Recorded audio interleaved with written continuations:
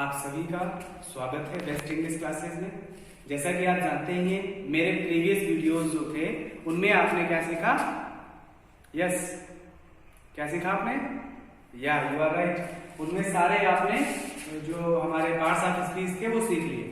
Noun, pronoun, adjective, verb, adverb, preposition, conjunction, interjection, ये सारे आपको समझाए जा चुके हैं। तो चलिए अब हम आज बात करते हैं सेंटेंस की। तो सेंटेंस आप पहले भी पढ़ चुके हैं, चलिए आपको थोड़ा हम अच्छे तरीके से समझाते हैं, इसलिए आप थोड़ा लास्ट तक वीडियो देखिएगा। So next sentence. तो सेंटेंस से पहले हम बात करते हैं स्मॉलेस्ट यूनिट की। Which is the smallest unit? Which is the smallest unit? Do you know? Yes, then I tell you. जो हमारा लेटर होते हैं उन्हें हम स्मॉलेस्ट यूनिट कहते हैं। सबसे छोटी इकाई जो हमारी होती है वो होते हैं हमारे लेटर्स। तो लेटर्स कौन कौन से होते हैं?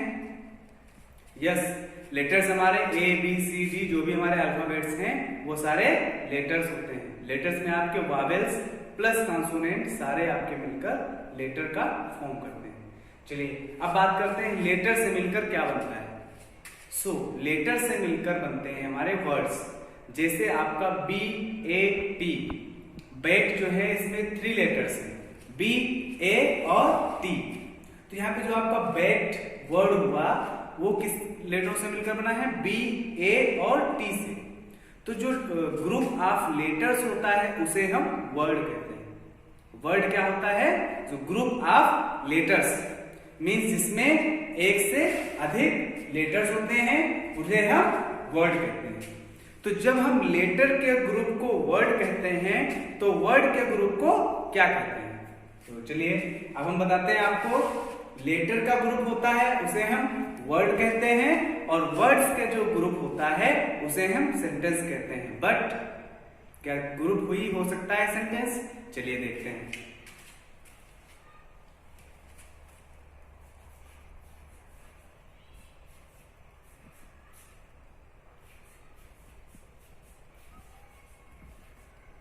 सो फ्रेंड्स, अब यहां पे हमने नोट किया है राइट आई लेटर आ।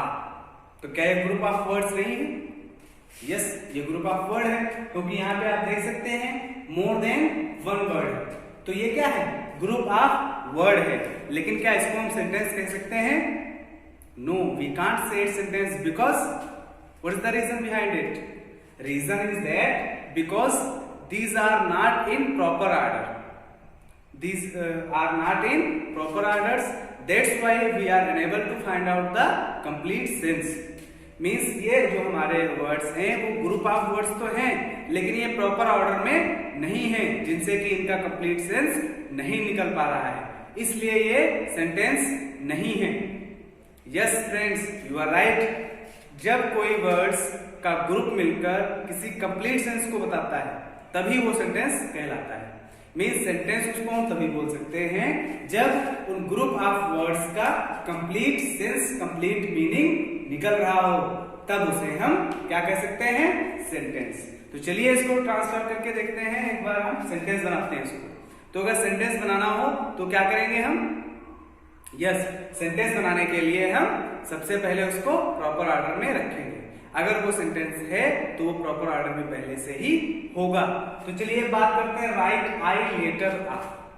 तो अगर इसको हम इस तरीके से बोलते हैं आई राइट आ लेटर, तो यहां पे आप देख सकते हैं प्रॉपर ऑर्डर है और इसका कंप्लीट सेंस निकल रहा है कि मैं एक पत्र लिखता हूं। लेकिन अगर पहले बात करें हम राइट आई लेटर आ तो उसमें कंप्लीट सेंस नहीं निकल पा रहा है दोस्तों। तो इसलिए जब हमारे ग्रुप ऑफ वर्ड्स का कंप्लीट सेंस निकलेगा तभी हम उसे सेंटेंस कह सकते हैं। जैसे कि आप हिंदी में बोल सकते हैं चाय पीता मेरे पिताजी थे। अब आप बोल सकते हैं इसको, जैसे आप बोल रहे हैं, दूसरा एग्जांपल लेते हैं, अखबार में रहा था पढ़। तो आप देख रहे हैं यहाँ पे कंप्लीट सेंस नहीं निकल पा रहा है, कंप्लीट मीनिंग नहीं निकल पा रही है और हमें थोड़ा अच्छा भी नहीं फील हो रहा है क्योंकि ये सेंटेंस हमारा सही नहीं है। तो अगर इसको हम ऐसे बोल सकते हैं कि मैं अखबार पढ़ रहा था, तो आप देख रहे हैं उसका कंप्लीट सेंस निकल रहा है, मीनिंग निकल रही है और कहने में और बोलने में भी हमें अच्छा लग रहा है। तो सेंटेंस कब कह सकते हैं हम? डेफिनेशन तो यही होती है आपकी, group of words that make complete sense is called sentence. Means ऐसा ग्रुप ऑफ वर्ड जो कंप्लीट सेंस निकालता है उसे हम सेंटेंस कहते हैं। जैसे I write a letter. So friends, अब हम एक दूसरा एग्जांपल लेते हैं। जैसे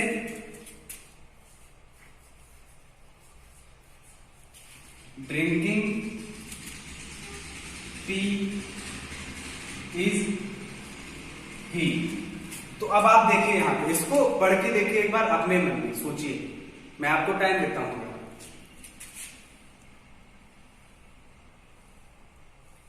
यस, आपको कंप्लीट सेंस नहीं निकल पा रहा और आपको पढ़ने में भी अच्छा नहीं लगा होगा।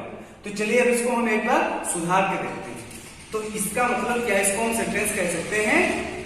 बिल्कुल नहीं कह सकते हैं, क्योंकि इसका कंप्लीट सेंस नहीं निकल पा रहा है। सो अब हम देखते हैं, इसको थोड़ा सा चेंज करते हैं। सेंटेंस कब हम बोल सकते हैं इसको? तो अगर इसको हम बोले ही इज ड्रिंकिंग टी, तो अगर आपसे हम ऐसे बोले ही इज ड्रिंकिंग टी, तो क्या कंप्लीट सेंस निकल रहा है? यस। तो जब कंप्लीट सेंस निकल रहा है तो ये क्या हो जाएगा? Sentence. So I think it's enough for today. In this video I have explained about sentence. In my next videos I will also tell you subject, predicate, verb. और इन सब्जेक्ट को कैसे पहचाना जाए कि कौन सा सब्जेक्ट है, कौन सा वर्ब है, कौन सा प्रेडिकेट है, तो ये सब हम आपको नेक्स्ट वीडियोस में बताएंगे। और जो भी सेंटेंस के काइंड्स होते हैं सारे काइंड्स बताएंगे। So keep watching my YouTube channel, you will get something fresh and something new knowledge.